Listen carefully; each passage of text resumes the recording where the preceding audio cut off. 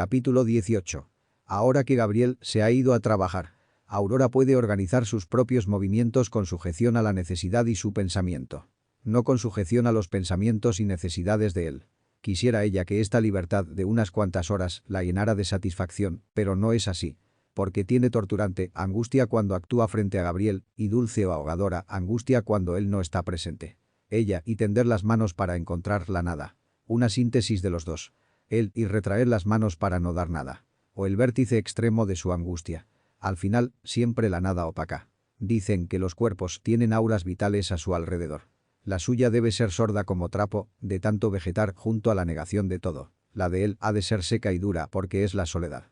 Aurora pone devota intención de los detalles externos para evitar el gran frío.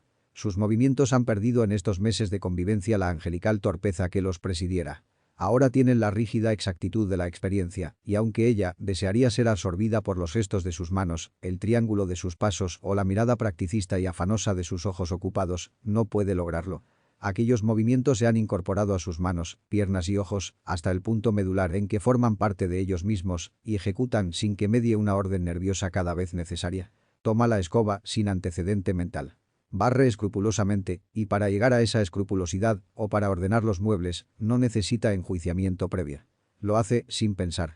Cuando ya tiene lista la recámara, todo en su sitio, y principia con la cocina, todavía no ha descubierto que estaba barriendo. Aunque ella habría deseado ejecutar esos gestos como antes, pensado, para así estar integralmente ocupada. Los primeros días fueron extrañamente dolorosos. Y sin embargo, menos cargados que estos. Por una parte, no tenía ninguna experiencia en esas labores domésticas. Al mover la escoba, el polvo aventado huía hacia todos los rincones. La poseía un vértigo desconcertante por hacer las cosas bien y por no saber cómo hacerlas. Estaba ocupada toda ella, mente y cuerpo, en aquel rutinario menester. Limpiaba los frijoles con tal prolijidad, persiguiendo en estos las basuras y piedrecitas con tantos escrúpulos, que cuando los ponía al fuego ya eran las 12 y para la comida no se habían cocido todavía. Se le quemaron 2 veces las pestañas encendiendo el gas de la cocina y se le ardieron las manos con agua y aceite caliente muchas otras. Ir al mercado, economizar el centavo, recibir la leche, barrer la casa, tener lista la comida, lavar la ropa, plancharla, remendar. Eran demasiados esfuerzos para su capacidad experimental.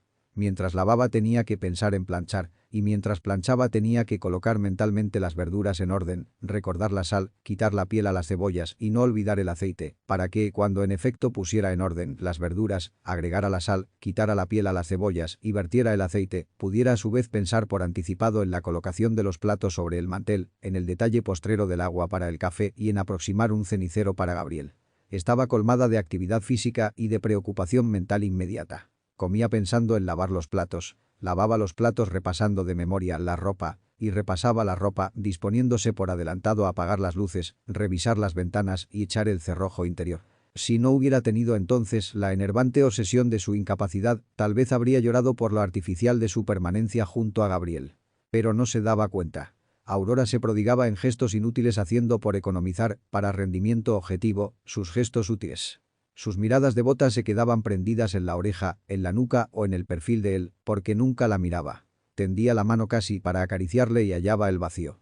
Daba un paso hacia él y solo lograba ver la anchura de su espalda. Se cortaba íntimamente por todo eso. Era necesario que se tornara indispensable para no sentirse tan de más en la vida de Gabriel. Indudablemente, ella se agregó a Gabriel sin que éste se lo pidiera, por volición propia y casi contra su voluntad. Sucedió una tarde, una como cualquiera, dentro del verano polvoso. Recordaba estar cuidando y acompañando a doña Teresa, que permanecía tendida desde hacía tantos años en la cama, pero que estaba entonces en una de sus transitorias mejorías. Reinaba todavía en su alma el espíritu imprevisor. Tejía y tal vez hasta soñaba sin creer en la realidad. Doña Teresa le habló. «Aurora, ¿quieres mucho a Gabriel?».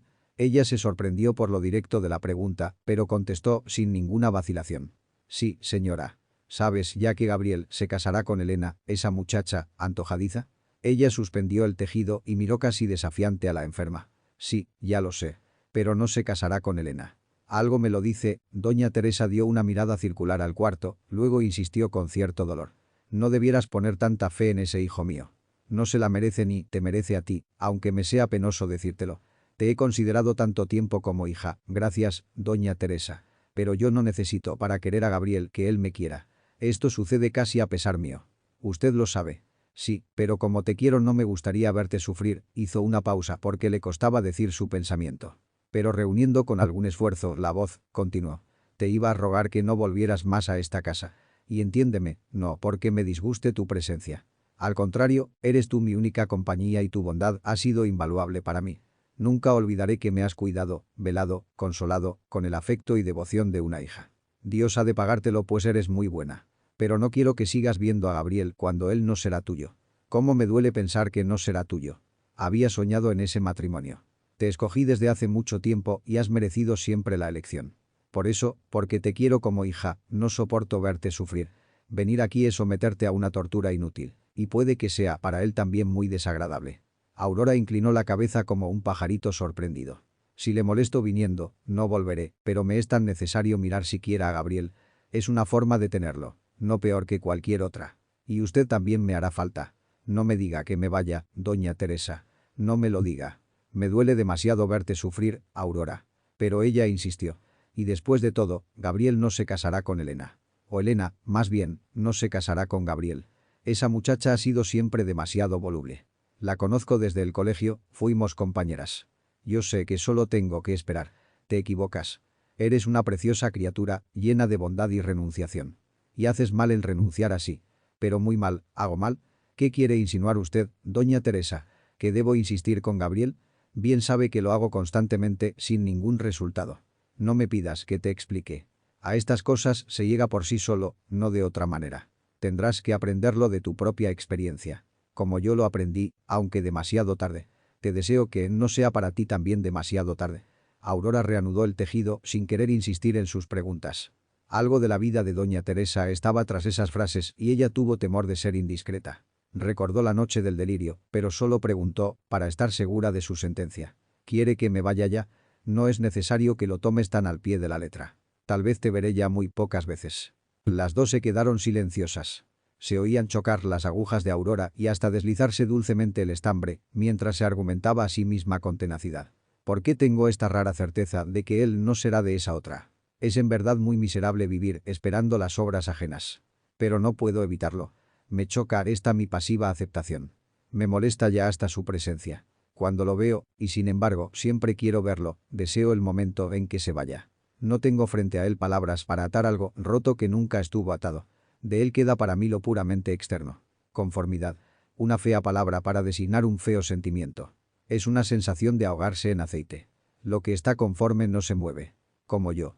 Él no puede esperar de mi movimiento porque ya me he convertido en inacción y silencio. Si pudiera callar como él lo hace, por afirmación de su verdad masculina, porque esa es la esencia de su ser mismo, mi silencio llegaría a la expresión de más alta belleza. Pero en mí no es más ese silencio que la búsqueda desesperada de una palabra de acercamiento que nunca se produce. El mío es un silencio lleno de palabras no dichas que él, probablemente, oye sin que yo las pronuncie. Las palabras se pasean por dentro de mi cabeza y si quisiera o pudiera poner un oído a su queja las percibiría decir. Ven, mírame, bésame, y todas esas otras tontas palabras sin sentido que se meten dentro de los pensamientos no sé cómo y que no tienen ningún significado. Alto, crudo, voraz, pantalones, gesto, miedo, angustia. Él se burla de mí porque oye mis palabras silenciosas y adivina mis quejas. Las quejas que yo disfrazo tan vanamente mintiendo un regocijo que estoy lejos de sentir. Y la frase, la terrible frase que nunca me ha dicho, Aurora, me voy de ti sin haber estado nunca en ti, y que me está diciendo con evasivas, miradas y cortesías inútiles. Se va, ciertamente de mí, sin haber estado nunca. Deja el vacío de una permanencia inexistente, la angustia de una oscura intuición. Y aunque debiera serlo, no aparece así como una negación de esa existencia. Existe en mí sin haber existido. Pertenece al reino rígido de las esencias. ¿Llegará esa mujer a su silencio medular? Si ella llegara adquiriría con ello sobre Gabriel un derecho que hasta yo estaría dispuesta a reconocerle. Pero no lo creo. Es la hora de la medicina de doña Teresa. Haré un punto, no, una carrera más. 2 revés, 3 derecho, 2 revés. Se enreda el hilo y se termina la madeja. El tejido lo inventaron las parcas. O las arañas. En una gloriosa mañana de Olimpo, cuando el mundo se deslizaba como miebra dulcemente, tejer habría de ser una actividad divina. Doña Teresa, ¿quiere prestarme sus manos para devanar otra madeja? Teresa juntó los brazos sobre la colcha y le sonrió. Parecían flechas sus brazos blancos. Parecían ramas. Mandé que hicieran para ti el mejor pastel de mi vida, Aurora. Quiero que te indigestes con él pensando en mí. Aurora se enterneció y tuvo miedo a sus lágrimas prontas. Quería de verdad a la dulce vieja. Gracias, señora. Ya luego me voy y los recojo con Juliana. Voy a echar de menos sus pasteles. ¿Recuerdas cuando los hacía yo misma? Me gustan las golosinas, pero ahora ni yo puedo comerlas, ni ninguno de mis hijos, excepto Gabriel, los prueban. Juliana los hace muy bien. Te los seguiré enviando. Los partirán entre los dos. Entre los tres, querrá decir, no te tortures, niña. Eso es malo. Piensa en otra cosa. Gabriel venía extrañamente deshecho. Pero había en todo un cierto júbilo, porque ahora se prendía a una certeza. Dejar esa casa era para él, como para Roberto, un alivio. Probaría. ¿Quién puede saber hasta dónde llegan las fuerzas de un hombre cuando no lo ata el compromiso ni lo oprime el temor, ni lo ahoga el silencio? Diría muchas palabras. Todas las que se le ocurriera decir. Caminaría en el pequeño departamento de 2 piezas que había encontrado, sin hallar la cortina descolorida cerrándole el paso. Se acostaría en la cama solo, gloriosamente solo, con su propio cuerpo y sus propios músculos, su propio sueño y su propio desvelo. Degustaría sus pensamientos y maduraría sus deseos. Se revolcaría de angustia, pero solo. Se mordería las manos por la carne jugosa de Elena, pero solo.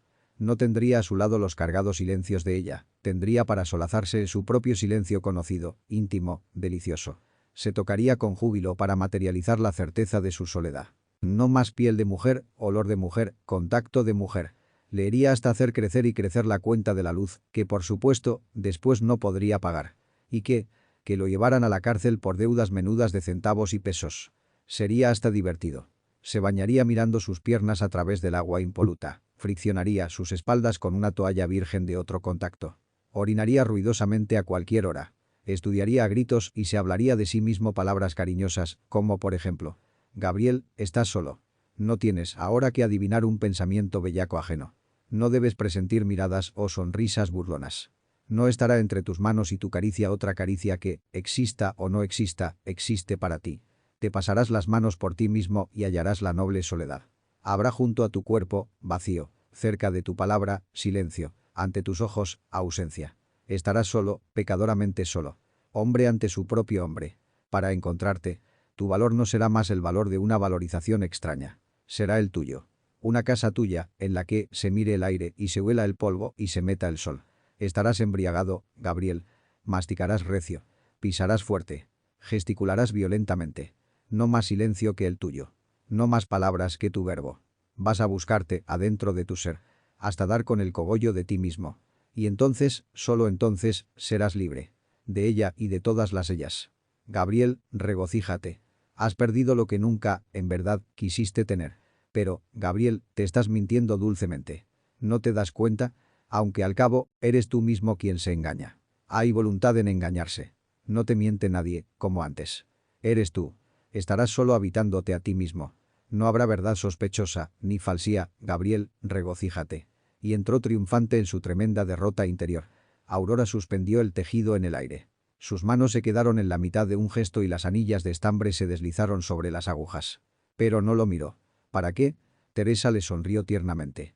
Él dijo: se acompañan, las dos. Aurora reanudó frenéticamente el tejido. 2 revés, 3 derecho, 2 revés. Nos acompañamos, dijo Teresa. Mamá, sí, pero se detuvo antes de decirlo. Sería demasiado regocijo para Aurora. Lo miraría como si ya la fuera a tomar porque ella ha ganado la partida. La solemne mocosa y su pegajoso amor. Qué maravilla no tener que soportarlo de ahí en adelante. Sería delicioso. Ninguna. Ni aquella ni esta. No mujeres. Él y la soledad. Pero, a pesar de todo, lo dijo porque su júbilo y su derrota no cabían juntas en el recinto de ningún espíritu. ¿Cómo te sientes hoy, mamá? Mejor, hijo, un poquito mejor. ¿No me invitan a sentarme? Claro. Siéntate. Se volvió hacia la muchacha, retador y burlón. Aurora, ¿qué quieres, Gabriel? Que me mires. Ya te miro. ¿Y no ves nada? Nada. Tú nunca ves nada. He terminado con Elena. ¿Qué? Lo que oíste, y además, me alegro, nunca me gustó esa muchacha, lo interrumpió Teresa. Me voy también de la casa, mamá. He encontrado una pieza chica que me conviene y un trabajo en horas desocupadas como corrector de pruebas. ¿Qué dices? ¿Que te vas? Dios mío. Elena y yo hemos terminado, pero también esta casa y yo hemos terminado. Si lo tomas bien, como debes tomarlo, te prometo venir a verte a menudo. Teresa sintió que se hundía. Que no se fuera el segundo. Ella no lo dejaría irse, era demasiado. El segundo que se le alejaba del hogar casi sin motivo, solo porque se estorbaban mutuamente. No lo dejaría irse de ninguna manera, ahora que ella estaba por morir. No, eso no era posible. Había soportado muchos, pero muchos dolores para establecer un estado de cosas en su hogar. Había ignorado humillaciones y bochornos. Todo le pareció poco para mantener su familia unida. Hasta olvidar a Esteban fue posible. Solo ver marchar a sus hijos, contemplar la casa vacía no podría soportarlo. Estaba dispuesta a luchar contra Gabriel que era, además, su consentido. No necesitas irte. Me falta poco para morir, no, no hables de esta aparente mejoría, yo conozco la verdad. Quisiera tenerte aquí. No puede ser. Haces mal en decir eso y hacerme sufrir sin culpa. No, Gabriel, no te irás antes de que yo muera. Después, bueno, después yo no estaré para mirarlo y todo importará poco. Ahora es demasiado cruel. No digas eso, hijo. No hables de morir, mamá. No veo la necesidad de dramatizar el asunto. Si digo que me voy es porque ya lo he resuelto. Palabras duras. Siempre palabras duras. ¿Qué he hecho yo para merecerlas? ¿Es que no hay en ninguno de mis hijos un poco de piedad? ¿Algo de compasión por mí? Sí me vas a ver, mamá, pero no te opongas. Esta casa, vendré a verte, conversaremos, pero no puedo estar más aquí. Necesito sentirme libre de todo esto para volver, iba a decir para volver a ser yo, pero se detuvo pensando en la presencia de Aurora. No te permitiré que hagas locuras. ¿Qué te falta en esta casa? ¿No te das cuenta de que es muy duro vivir solo?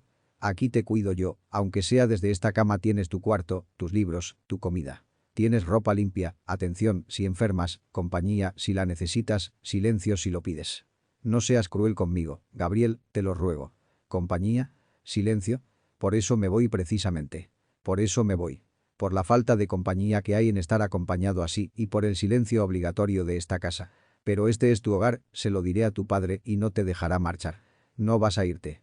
Gabriel solo esperaba un obstáculo para saltar. No estaba hecho de la misma materia reflexiva que Roberto.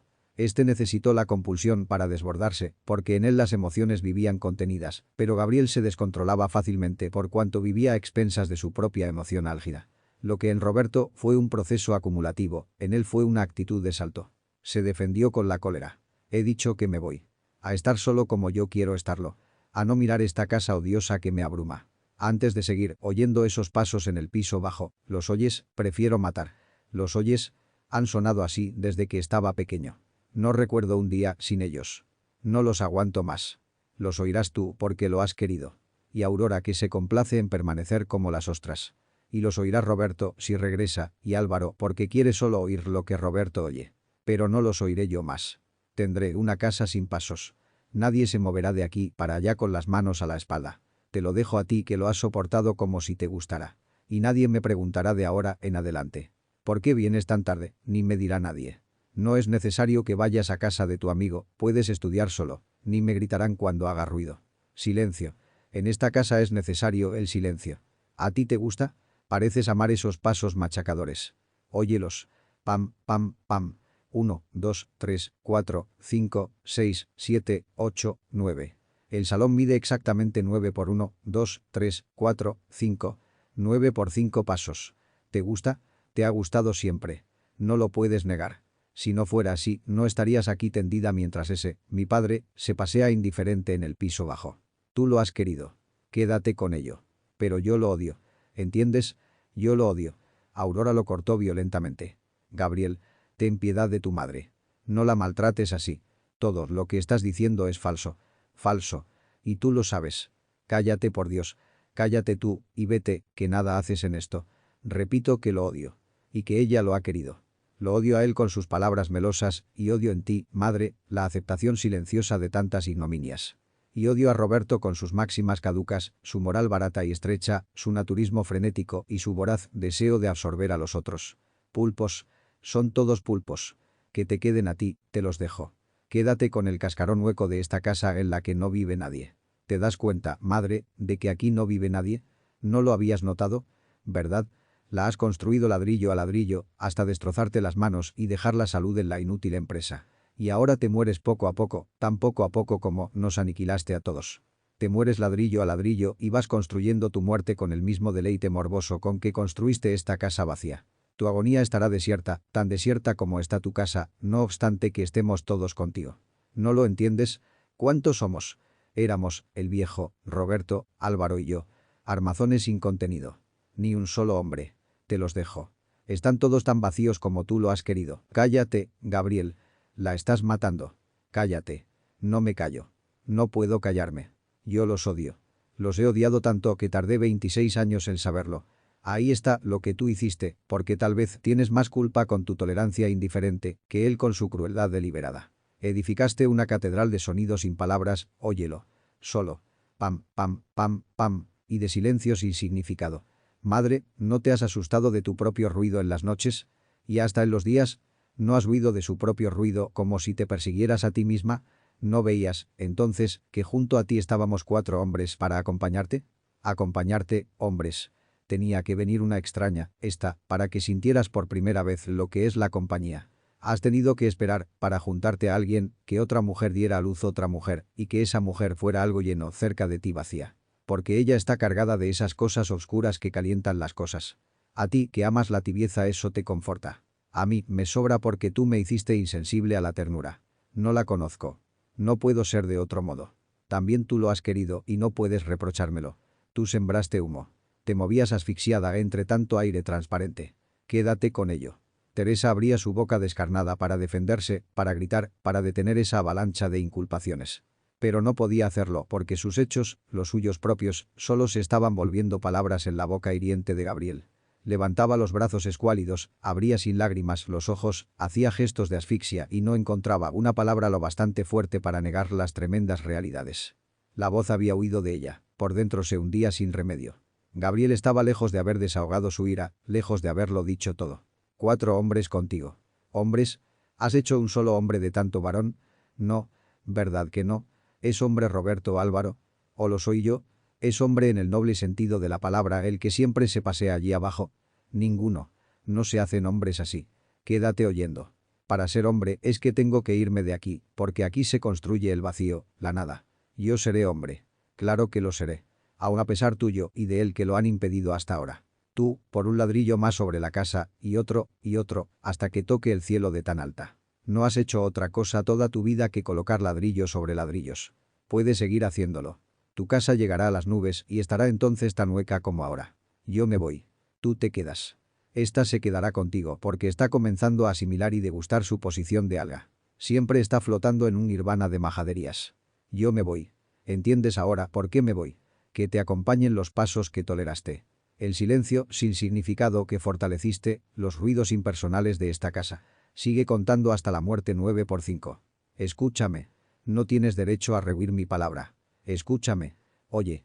9 por 5, 9 por 5, 9 por 5, 9 por 5, 9 por 5, 9 por 5, los odio a todos. ¿Me entiendes? Tú, la que sembró el odio y el silencio, quédate con ellos. Y salió tirando la puerta con violencia. Teresa ya no lo oyó irse. Estaba desmayada. Mientras habló llamearon sus ojos, trenzó su voz y se congelaron de rabia sus manos. No hizo gestos porque la ira verdadera inmoviliza.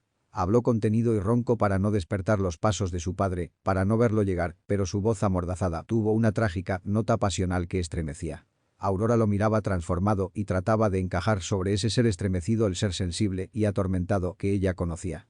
No podía decidir si Gabriel era el muchacho del monólogo constante y resentido o era el de la ira terrible. Por fin tal vez estaba allí y ella debía verlo para saber quién era. Cuando Gabriel tiró la puerta tras de sí, ella ya había tomado la resolución para la cual se estuvo madurando tanto tiempo. Gabriel se detuvo porque pasada la violencia estaba atemorizado y necesitaba una cuerda suave, como esa voz, que endulzara su terror de tímido, o una posición como la nota de esa voz, que reanudara su cólera. ¿Qué quieres? La miró serena y segura. Algo así necesitaba él, pero no creía necesitarlo. Yo me voy contigo. Peor reaccionaron juntas en él la ira y la vanidad. ¿Te he dicho yo que me acompañes alguna vez? ¿Es que no está claro que deseo estar solo? Lo habían hecho de pedacitos temblorosos, pedacitos de miedo y de valor que no lograban juntarse. Le urgía afirmar la personalidad naciente para poder creer en ella. Y necesitaba, sobre todo, creer. ¿Es que, para ser yo, para ser hombre, necesito tu compañía? No, no quiero decir eso. Pero yo te pido que me dejes ir contigo. Quiero estar solo. Solo. ¿Me entiendes? Sin mujeres, sin hermanos, sin madre, sin amigos. Solo conmigo mismo. Estarás solo, no te haré sentir mi presencia. ¿No entiendes que ahora odio a todos? Hasta a ti que nada me has hecho. Lo entiendo, pero me voy contigo. No quiero la compañía de nadie. Déjame en paz. Déjame en paz, siempre se ha dicho en tono de guerra. Ah, ¿ella quería que abriera él sus oídos de niña púdica, de virgen perpetua? Pues lo haría. Sentiría así a ese hombre que tanto había deseado sin conocerlo. Que se asustara, la majadera. Que supiera por fin lo que es arrastrarse de verdad. Y abrió de nuevo el manantial de su ira. ¿Quiere ser la querida de un hombre, su concubina, su amasia, su perra? ¿Conoces, por ventura, otra palabra más fea para lo que tú quieres? Si la conoces dila, porque eso serías. ¿Quiere ser la que siempre está bajo el grito, la que merece la cólera, la que estorba, la que sobra? ¿Quiere ser la que se usa con disgusto y se deja con remordimiento? ¿Quiere ser la que tenga entre mis piernas solo cuando me dé la gana? ¿La que no es más que la silla, o la alfombra, o el pañuelo? ¿Quieres estar junto a mí sin que te vea, caminar a mi lado sin que te hable, que te toque tocando en ti a otra, que te insulte después de recibir una caricia? Porque yo soy ese hombre. No pretendas mentirte a ti misma. Esta casa y esta gente han logrado eso en mí. Podrá ser la que no me robe el silencio, ni pretenda ternura, ni tema mi cólera, ni interrumpa mi soledad. ¿Querrá ser más nada que un desahogo vulgar de mis instintos? ¿La que se escupe después de usarla? Yo no te amo, ni te amaré nunca. ¿Entiendes? No quieres ya. ¿Verdad que te da miedo? Aurora le sonrió amargamente. Ya amanecía en ella la lágrima, pero dijo con voz entera. Quiero ser esa, Gabriel. Capítulo 19. No se puede hablar de un invierno definido, con todos sus rigores, refiriéndose a ese invierno. Es más bien una localización temporal del frío acompañada por ciertos síntomas característicos de la estación, como viento, baja temperatura, escarchas, esporádicas y cortas lluvias.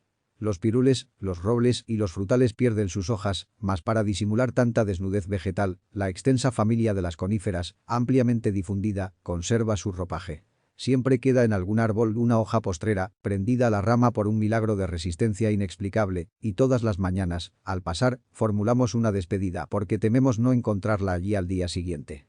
Es tan frágil su aspecto, descomedida su posición, muerto su color, que no podemos explicarnos por cuál fenómeno se mantiene en su sitio invulnerable al viento, la escarcha y el frío. Simboliza el recuerdo borroso de lo que fuera en primavera y verano el ropaje del árbol. Es la manifestación única de su antigua forma, la rúbrica de su linaje, el síntoma de su especie. Pese a todo lo precario que esa hoja solitaria representa, en su humildad, en su indefensión, tiene un noble elemento de fortaleza. Cada mañana la buscamos para comprobar en su delicado tallo o en el contorno de su cuerpecillo aterido los efectos de la intemperie y repetimos la nostálgica despedida. Pero al verla de nuevo, inalterable y sola, nos preguntamos sobresaltados si resistirá todo el invierno allí. Tanta tenacidad anónima despierta en nosotros cierto elemento de sospecha. ¿Por qué resiste? ¿Irá a permanecer a pesar de todo? ¿Para qué es su inmutabilidad? Y nos vamos acostumbrando a su presencia en el árbol frente a nuestra casa. Lentamente, con la familiaridad de lo inevitable, olvidamos la hoja fiel. Una mañana cualquiera ya no levantamos la cabeza para buscarla, ni nos despedimos de ella hasta nunca. Ha entrado a formar parte del paisaje inalterable, de ese paisaje permanente más allá de las estaciones y las temperaturas. Y muchos días después, casi sin pensar en ella, echamos una mirada descuidada que nos revela su ausencia. Se fue con el viento. Ya no está. Se fue sin despedida, sin adiós y sin lágrima. Tampoco dejó recuerdo. Simplemente se fue. Con los mismos elementos un poco siniestros, un poco voluptuosos de la hoja fiel, estaba hecho el sólido amor de Aurora por Gabriel.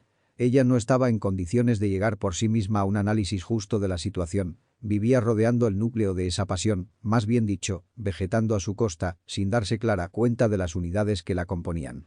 Mucho más intensamente que la sensación definida de amor, sentía los fenómenos externos con que se manifiesta. La ansiedad se daba en ella en cualquier momento y casi, sin causa concreta, el rubor se producía al recuerdo de los incidentes más triviales. Incidentes que antes no hubieran producido ni en su cara enrojecimiento, ni en su espíritu desazón. La nostalgia la acosaba a toda hora basada en pretextos pueriles como el recuerdo infantil de sus muñecas, y no surgía ante los motivos reales que podían haberla provocado, como por ejemplo, su ausencia de todo afecto real o el rompimiento con su padre y su madre por causa de Gabriel. No tenía conciencia de haber cometido ningún pecado, ella antes preocupada por los pecados veniales, capaz de llegar al llanto por una respuesta poco cortés dada a su padre o por una desatención involuntaria hacia su madre. Cuando se atrevía, con un poco de temor, a analizar el carácter turbio de la pasión que la dominaba, hallaba sin dificultad para excusarla argumentos convincentes que borraban de inmediato todo remordimiento. La única justificación noble del amor es el sacrificio, y ella, sin duda, realizaba constantes sacrificios. La verdad sempiterna del ser humano es el afecto, y ella estaba saturada de afecto hacia Gabriel. La voluptuosidad amorosa es una fuerza a la que la mujer se entrega casi contra su voluntad, revistiéndola de cierto aspecto de dócil sacrificio. Así calificaba ella el bochornoso olvido en que caía, no más velaba el deseo los claros ojos de Gabriel. Además, y como si tantas razones convincentes fueran pocas para probar la naturaleza pura de su pasión, existía una razón elemental a la que en el momento de la duda suprema se agarraba segura y consolada. Era esta una razón simplista al alcance inmediato de su espíritu femenino, de un carácter tal vez un poco burdo, lo confesaba, pero satisfactoria en alto grado, y sobre todo, valedera en cualquier circunstancia. La necesidad material de su presencia junto a Gabriel, quien de no ser por ella viviría una vida miserable, poblada de esos pequeños incidentes prácticos que la hacen insufrible. Los hombres en general, así pensaba Aurora, y tal vez no estaba equivocada, tienen todos, en mayor o menor grado, la certeza de su sublimidad. Su éxito consiste en ajustar su vida lo más posible a ese molde de sublimidad. La sublimidad es un elemento masculino, fuera de competencia, ajeno a la idiosincrasia viril y puesto en su naturaleza por Dios como un cebo para no permitir de esta manera que el molde humano se relaje con el uso. Cada individuo masculino, en la medida de sus posibilidades, se aproxima a ese galardón divino o se aleja de él denigrando con ello su propia calidad. Desde luego que este era el pensamiento de Aurora, no asumimos responsabilidad por él. La forma elegante, redonda, llena y satisfactoria de los silencios de Gabriel, así como también la observación desde niña de ciertos pequeños detalles, la habían hecho formar ese concepto humildísimo de superioridad masculina. Cuando su padre, muchos años antes, se pasaba la mano por la sien, aplanando con un movimiento inútil el cabello de por sí lacio, como reteniendo algún pensamiento próximo a escapar, esto lo pensó más tarde, ella recibía el aliento directo de esa sublimidad masculina. No sabía por qué. También existían otros gestos unidos indefectiblemente en la conciencia a la idea divina del hombre. Tal vez todo se originó una noche determinada. Fue así. Ella estaba muy chica, tendría unos 5 o 6 años. Tal vez, dadas sus reflexiones de aquel momento, podría haber tenido hasta 8. La edad no estaba muy clara en su recuerdo, pero sí el incidente. Se había acostado, como de costumbre, temprano. Hacía una noche especialmente calurosa, tanto que su madre después de darle un beso de despedida resolvió dejar abierta por completo la ventana. Bajo el conjuro sedante del beso, la niña se durmió. Pero no por mucho rato. El ambiente cargado del día, el calor incendiario del crepúsculo y la turbia ubicuidad de la noche se resolvieron de pronto en viento furioso. Era un huracán sin lluvia, seco y también caliente, que arrojaba dentro de la habitación semi-iluminada torbellinos de hojas secas y nubes de polvo. La ventana comenzó a golpearse irregularmente, dejando pasar, cada vez que se abría, la furiosa tolvanera sucia, ruidosa y trepidante. Aurora se despertó llena de una sensación de desamparo y miedo que iba creciendo conforme el viento depositaba en su cama los restos chocantes de su zarabanda infernal.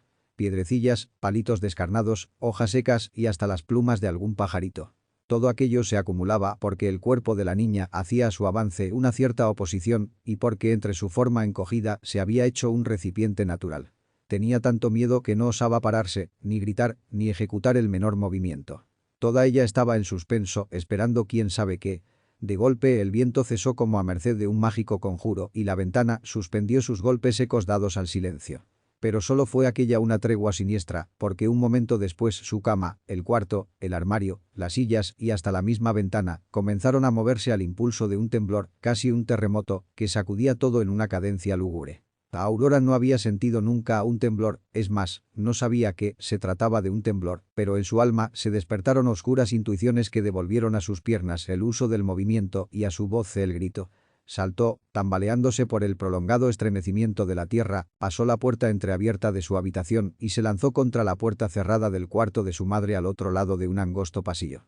El corazón le latía por todas partes, como si su refugio natural estuviera en cualquier sitio menos en el indicado, a la izquierda, dentro del tórax, bajo la cuarta costilla, inclinado y prudente. Cuando ella empujó la puerta de su madre ya el temblor había cesado, pero en ninguna forma habíase suspendido su espanto.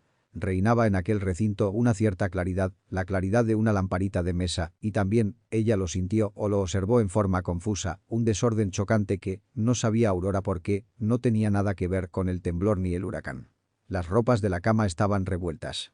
Su madre estaba en camisón, sin bata, Aurora no la había visto nunca así, casi desnuda, y su padre estaba vestido en la forma más inadecuada. Llevaba puesta la blusa del pijama, pero allí, donde era razonable que figuraran los pantalones, no aparecían más que sus piernas sin medias, sin zapatos, sin nada. Esas piernas eran peludas, en cierto modo deformes, considerada la idea plástica que una niña podía tener de las piernas, idea adquirida en la observación indiferente de sus propias extremidades inferiores, carnosas, rosadas y llenas de hoyuelos. Aurora, a pesar de las rápidas sensaciones, o más bien, intuiciones elementales que el momento le había proporcionado, continuaba viviendo el terror desorbitado del temblor y bajo este impulso primario se arrojó contra su madre repitiendo enloquecida: «Tengo miedo, mamita, tengo miedo». Pero contra todo lo que ella, acostumbrada a la ternura y paciencia de su madre, podía esperar, ésta huyó de sus brazos, refugiándose en la cama con una mano sobre el pecho, otra sobre el vientre y una mirada, casi podría decirse, enfurecida. Una mirada de ira, de sorpresa y hasta cierto punto, de vehemencia. Su madre estaba jadeante sin que esa excitación se pudiera atribuir al temblor que no parecía producirle, por otra parte, emoción ninguna. Sus palabras lo revelaron así muy pronto. «Vuelve a tu cama. Majadera. Esta casa es segura y los temblores no son nada. Vuelve a tu cama. ¿Entiendes?». Y decía esto con la mano tenazmente agarrada a su pecho, mientras que con la otra trataba de levantar la colcha que pendía a los pies de la cama, conservando al mismo tiempo, o intensificando, la mirada vehemente y rabiosa. Aurora nunca había visto así a su madre. Era una mujer serena, llena de piedad infinita para todo y todos, de palabra segura y ojos tranquilos. Siempre había tenido para su hija una amonestación sencilla o una caricia consoladora, era inaudito. Y entonces sucedió aquello que habría de fijar en Aurora para siempre la certeza absoluta de una evidente superioridad o sublimidad masculina. Porque su padre, mucho más inconvenientemente desnudo que su madre, se acercó a ella, la tomó de la mano, le acarició la cabeza y por último la alzó acunándola en sus brazos. Con ella así salió del cuarto hacia el dormitorio de la niña, sin dirigir una sola mirada a su mujer que continuaba, como una fiera sorprendida, refugiada en aquella impúdica, chocante posición. Una vez allí, la colocó en su camita, la arropó, cerró la ventana que seguía batiéndose, encendió todas las luces mientras le decía palabras dulces y consoladoras.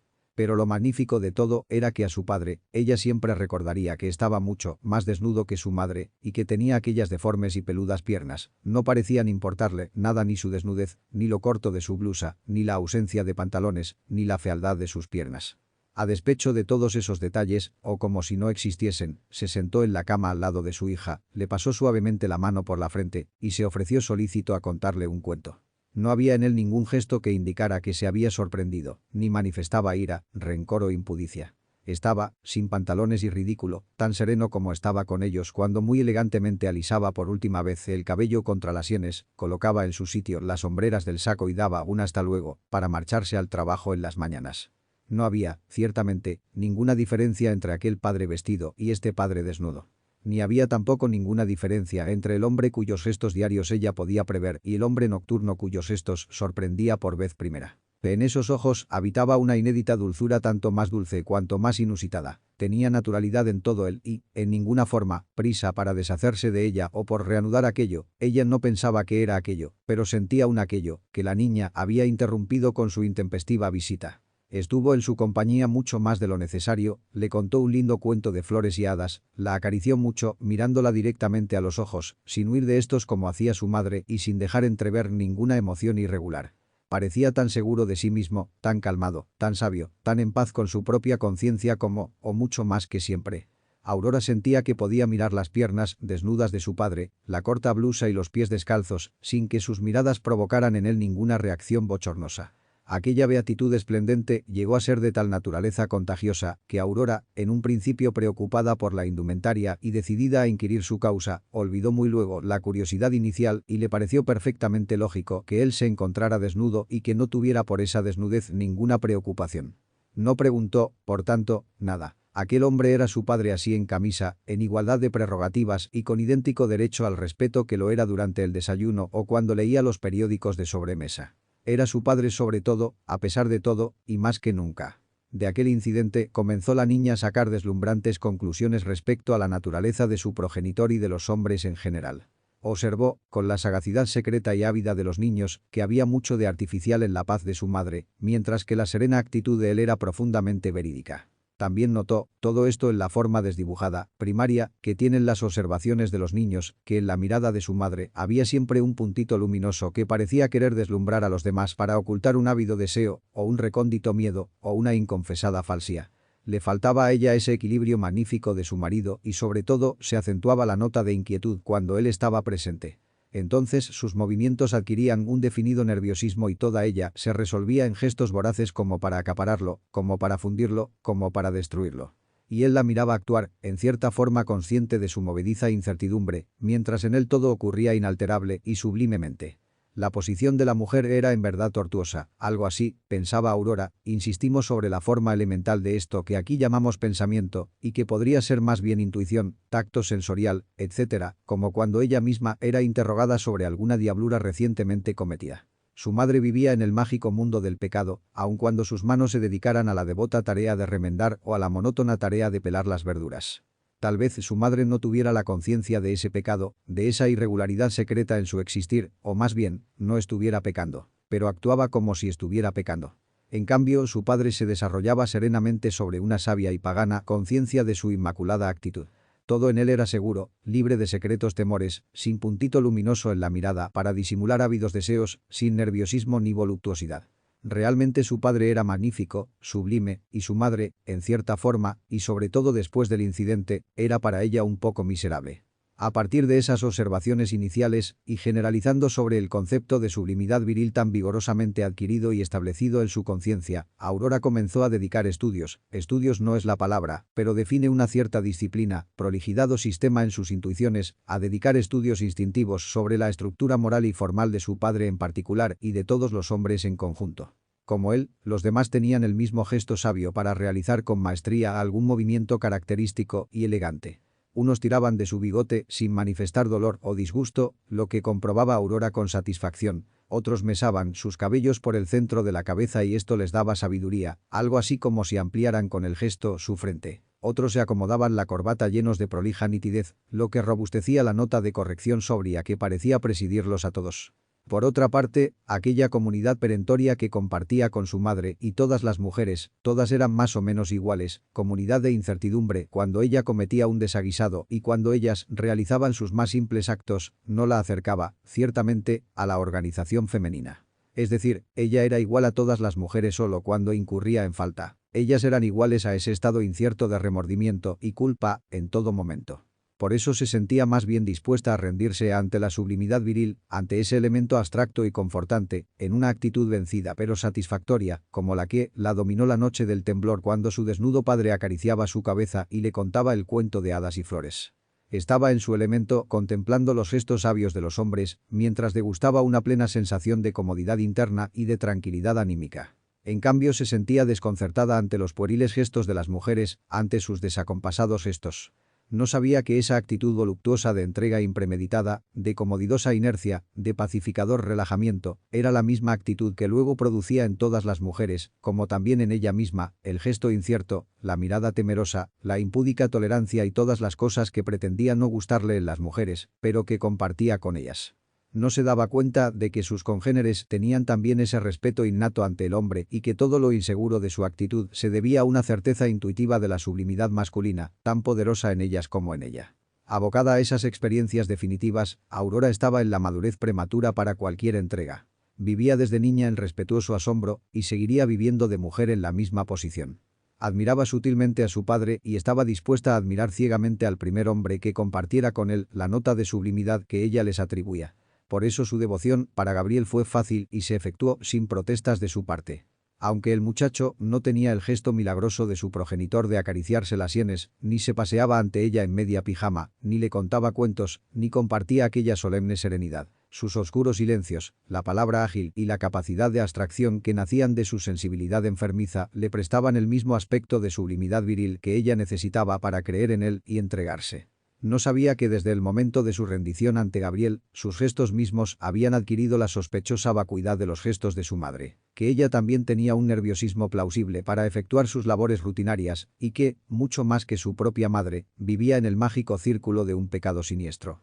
De ese pecado, que no es, queremos advertirlo, el pecado tremendo de la concepción cristiana, sino un pecado concebido como estado permanente de emoción álgida. De ese pecado ella no tenía conciencia, y hasta hemos dicho que cuando se presentaba ante su juicio con las características de tal, encontraba con soltura argumentos sutiles y convincentes para desbaratar tan molesta idea.